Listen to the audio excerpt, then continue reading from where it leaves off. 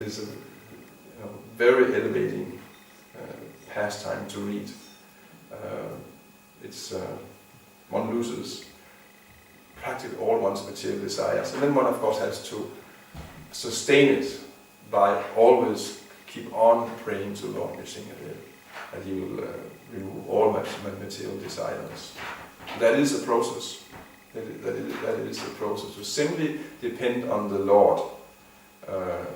That means, like Prahlad Maharaj, he didn't do anything to protect himself, but he couldn't be killed. Prahlad Maharaj could not be killed by Hiranyakashipu. He was immortal by Narasimha's, by Krishna's protection. But not even by constitution, he's actually immortal.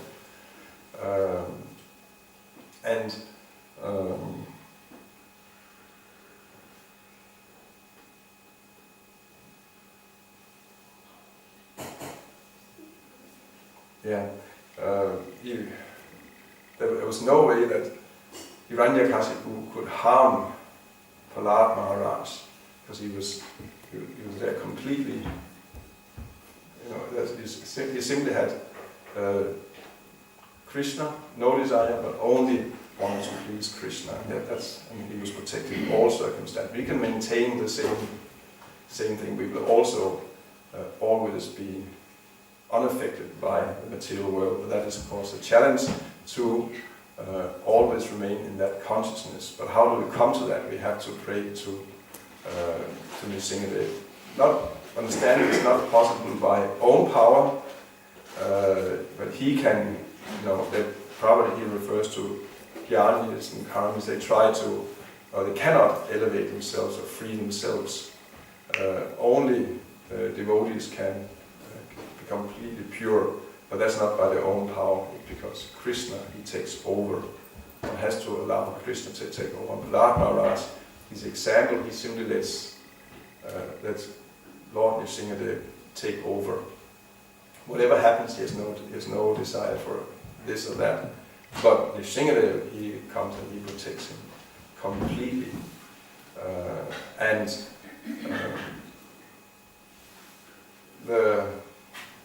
Ultimately, the beauty of this whole pastime is how the Lord, he is always there protecting his devotees. Lord Narasimha is Krishna's form as the one who is ultimately the real protector of his devotees.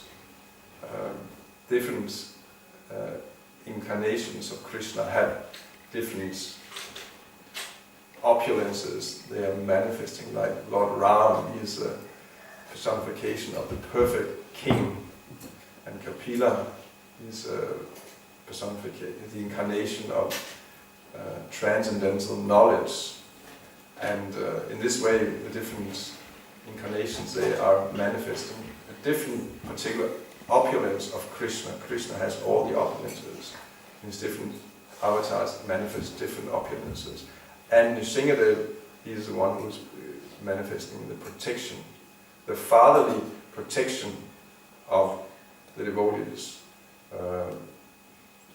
I mentioned also this morning, that's actually, if you talk, they, like most religions have this concept of our Father, God as the Father. He's there, He's protecting us. It's actually Narasimha. They don't know they're bhaktas of Narasimha. That's a mood. Narasimha has this protect. He's really Krishna's aspect as the one who is there protecting his devotees. And therefore, devotees, besides worshiping Krishna, or we also worship the aspects of Krishna as Lord Narasimha, for protection against our own material desires, material impurities. Also, in one sense, protecting against external dangers. But they are, as in one sense, nothing that can stop our progress. But also this world is filled with a lot of demoniac influence, a lot of demoniac forces, trying to stop the Krishna consciousness, the spreading of Krishna consciousness in this world. It's a constant battle. It's an eternal thing that's going on. There's always the battle between the demoniac and atheistic forces and the devotees in this world. It's a dual thing. This world is like that. Spreading Krishna consciousness is an eternal. It's like Prabhupada was always pointing out that this Krishna consciousness movement is not a new movement. It's an old movement. It's actually an eternal movement. It's always going on, and will always go on. And in this world, it's a friction. That's because here, this is the world of Hiranyakashipus, who wants to forget about Krishna, who wants to be the enjoyers. So this kind of movement is always being strongly resisted, and is also being very often heavily suppressed, like Prahlad Maharaj was being heavily suppressed. That was really religious persecution to the extreme that Hiranyakashipu exposed Prahlad Maharaj to. But it's just normal in this world. If you try to spread pure God consciousness, generally it is very dangerous. Once Prabhupada in America, there was someone was talking to Prabhupada about how difficult it is to spread Krishna consciousness, and what so much resistance. And Prabhupada, he responded, said, "No, this is not difficult. Normally they would kill us for doing this. They're not killing us." You know this precise context. But probably you say that if they knew what we were doing, they would kill. That they also said, yeah. Said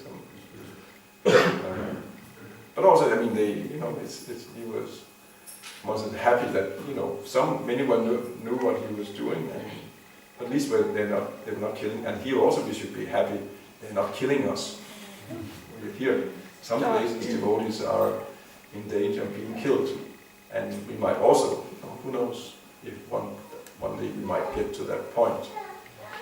If we actually start, becoming actual pure devotees who can be instruments for Krishna and be used for spreading Krishna consciousness, then the influence can increase to the point where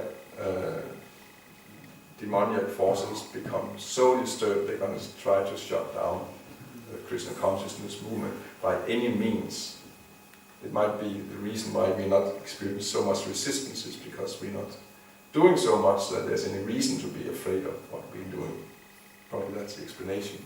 But if we actually became pure and could become pure instruments for Krishna, something could happen, and then there could be a clash. So what do devotees do in that situation when there are clashes like that? They're praying to Krishna and they're praying to Narasimha for special protection. Because they see actually we have no power on our own.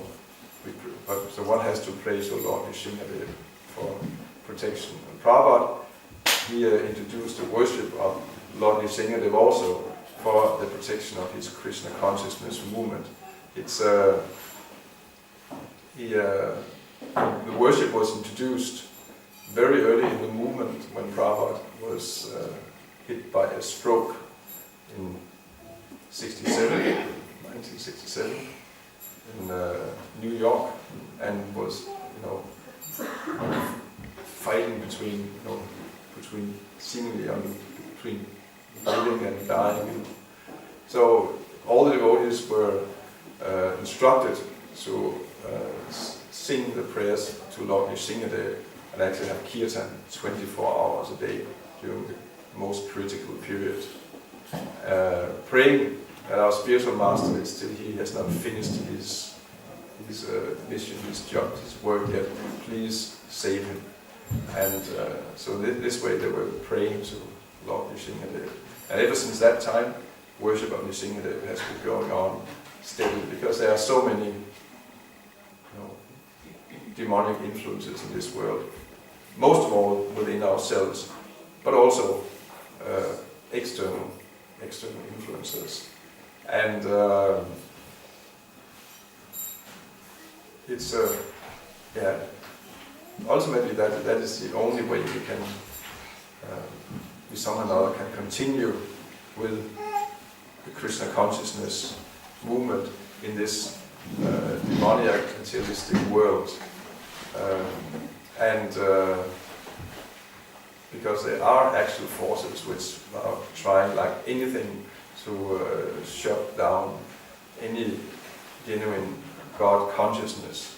Prabhupada writes in the first canto that there is there's a section of society that will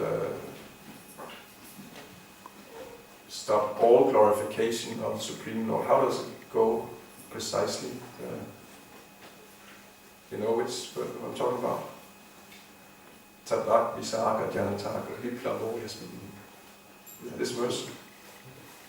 There's a section of society that will stop all glorification of the name, fame, form, Supreme Personality of Godhead.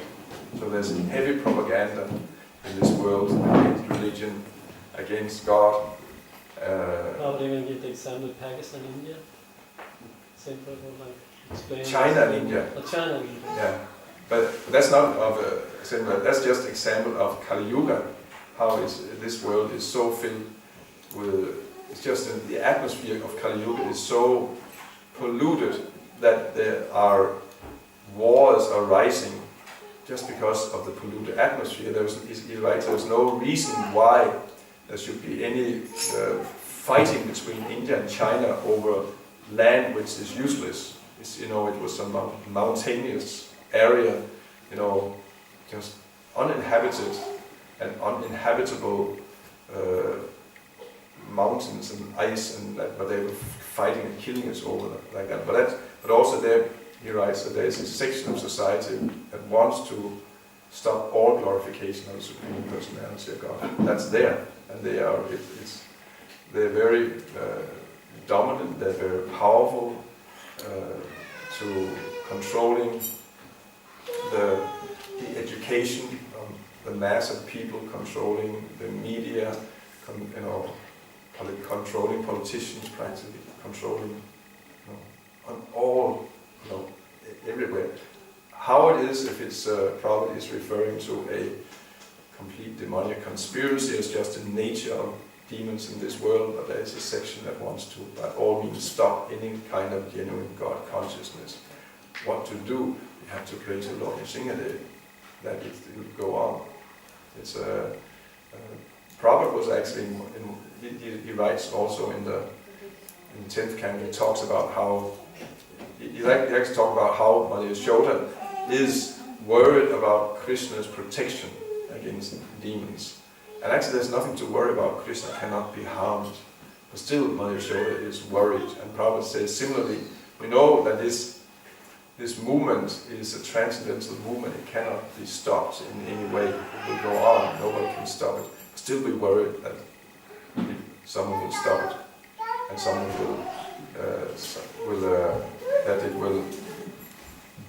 that someone somehow or other will manage to shut it down completely. So therefore, he's always in somewhat anxiety. But then he also says, but that's kind of even the anxiety of Mother Yashoda. It's transcendental. It's an exchange. It's an ecstatic exchange. Devotees have that also similar feeling to this, but it's not that one is a madness. This is just like a theater play. Devotees actually are afraid someone will shut down this, this spread of Krishna consciousness. But actually, nothing external can stop this movement. The only thing that can stop it is from inside. But that we also have to be really afraid of. This is why not only for our own life, but even more so for the sake of the Krishna consciousness movement. The thing that can somehow or other stop it is our own impurities, and especially schisms and dissensions amongst devotees. That can shut down the whole thing. That we have to be afraid of, like anything. If there's a fire in our own house, that is dangerous. That is dangerous. Therefore, we have to also praise the Lord Narasimha. Please remove our, all these influences from Kali Yuga that makes us quarrelsome even amongst devotees. This is how Kali will try to influence. This is how Maya will try to influence. He will try to create different kinds of dissensions amongst devotees. Make insignificant things seem so important, and that we actually forget that actually we are, we can only, as a united movement, then nothing can break us. But if we fight and disunite, then we can easily be broken. So, also against that, we have to pray for Lord Narasimha's special protection. Because again, we are quarrelsome by nature. We are conditioned souls of this Kali Yuga, and we will by, it's just, we almost like, the nature of the scorpions. They are, scorpions just have a nature, this,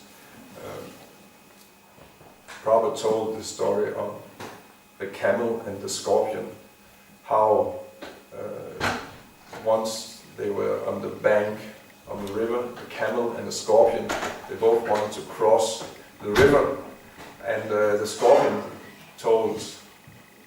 asked the camel, please, can I jump on your back? You can swim across the river, I cannot swim, can you just transport me across the river? But the camel said, why should I do that? You will sting me, and then we will die when we are out in the middle of the river. And then the scorpion said, no. Do you think I'm that stupid? If I'm, we're out there in the middle of the river, and if I sting you, and you die and drown, I will also drown. So I would never do that. And then the camel, he was persuaded. Yeah, that actually makes sense. That he will not, the camel will not, the scorpion will not sting like that. So then he said, okay, get up. And then the camel went out into the river and started swimming. And then out in the middle of the river, the scorpion, what did it do? Suddenly it felt like an irresistible urge, it couldn't control itself, and then it stung the camel. And then when the camel, and then he said, asked the scorpion, why did you do that? And the scorpion said, I can't help it, it's my nature. And then it drowned. And so we are, in this sense, we are also quarrelsome by nature, Kali Yuga, so we will somehow, we always tend to get engaged in quarrels. What can we do? We can only pray to Lord Narasimha protection against this. So actually we can just stay as, a strong, unified force against all the, against the demonic influences in this world, and actually benedict, be part of benefiting the souls suffering in this present age of Kali Yuga, because that's actually, ultimately that's what we all want to do. I think that's all devotees, without exception, immediately when we get in touch with, Prabhupada, who actually very much had the mood of Prahlad Maharaj. That was one devotee. Prabhupada really liked to hear about Prahlad Maharaj. And one devotee once asked Prabhupada, it seems like you very much have the mood of Prahlad Maharaj. And he said, yes, I have that, it's very much the mood of Prahlad Maharaj. And the mood of Prahlad Maharaj is actually, there's a next verse here, also quite famous verse. But Prahlad Maharaj is praying Swasyasta Svasyastu visvasya kalabra sidatam. Dayantu bhutani shivam mitodya manastya badram bhajyatat adokshade aveshatam nomatir apya haituki. May there be good fortune throughout the universe, and may all envious persons be pacified. May all living entities become calm by practicing bhakti yoga, for by accepting devotional service they will think of each other's welfare. Therefore let us all engage in the service of the Supreme Transcendence, Lord Sri Krishna, and always remain absorbed in thought of Him. That's Prahlad Maharaj. He's praying for the whole universe. May there be auspiciousness in the whole universe. May they all become happy. They're so disturbed, all the souls, conditioned souls here. Let them become happy by engaging in devotional service, so they can start thinking of each other's welfare instead of exploiting each other. That's a devotee's ambition, and that's Prabhupada's ambition. And actually, I think it's really the ambition of all of us when it comes down to it. It's such a natural thing. We've been given such a unique gift of Krishna consciousness, devotional service, and the immediate thing is, and deep thing, that we want to see others happy like that also. And that's actually what is it's the only hope for this world. Actually, there's no other hope. It's the mercy of the Vaishnavas, mercy on the Vaishnavas being given out to let everyone become somehow engaged in Krishna consciousness. That is the mercy of the Vaishnavas. So therefore, it's again essential that we simply praying that we can be instruments for the mood of Prahlad Maharaj, Srila Prabhupada, by seeing others also becoming happy by engaging in devotional service. But that can only happen when we ourselves are pure. There are no frictions amongst ourselves, even though, of course, we are individuals. That's important to understand. It will never be utopia. Prabhupada made that clear, that there will never be a situation where we are agreeing with each other on all points. That's Mayavad philosophy, that everything is one and peaceful, where there are persons there, but always be disagreement and some kind of conflict is even there in the spiritual world. But everyone unites nevertheless for Krishna's satisfaction. That's the whole point.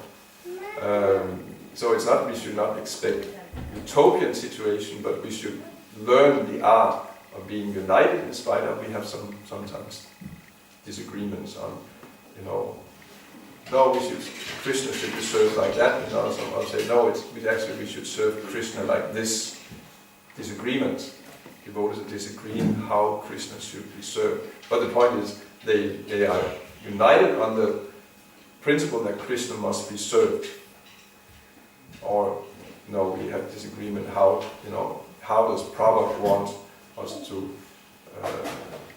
organize this movement and spread this movement and live our lives. We may have, we might disagree on this. I think like this, someone thinks like that, but we do agree on that we have to assist Srila Prabhupada in this Krishna consciousness movement. So that's one of the great arts we need to be united about the value that we really all are, that really matters to all of us, where we actually all are agree. Other things are to me details. That's how Maya works. She will make details seem important, so we sacrifice the real value.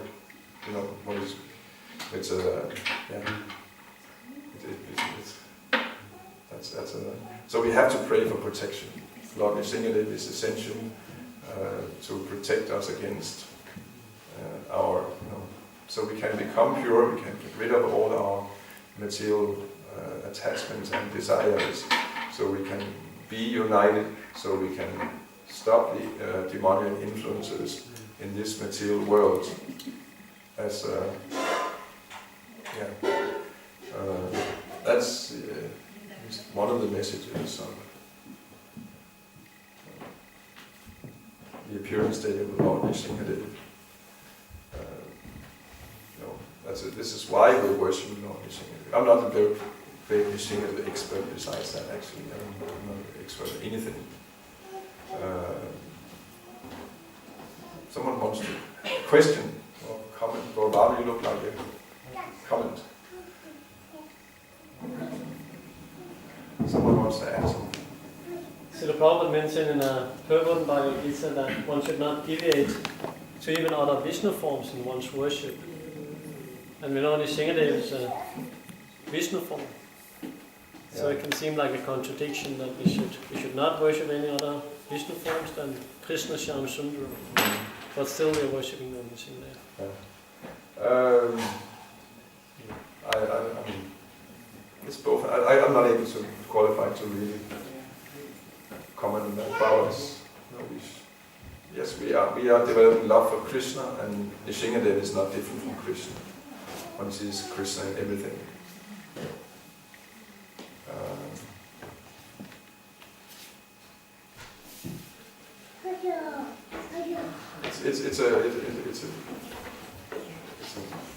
It's a deep point beyond my capacity to answer this at this moment, at least. Jiva Goswami mentions in the Lagu Bhagavatamrita that out of the forms, the expansions and the incarnations, there are 5 forms that are non-different from Krishna. And one of them is Nishingadev. It's not an expansion of Vishnu. Ram is another one. Ram is another one. Balaram is another one, and Chaitanya is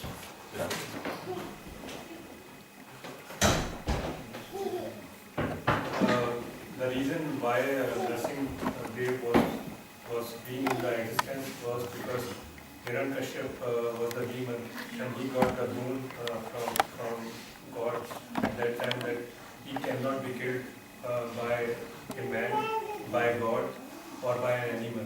Yeah. So that's why Krishna has to come in the form of Narasimha. Yeah. And that's the reason he became he took the form of Half Narasimha, man, and then half lion. and only killed Hiranyakashipu. Yeah.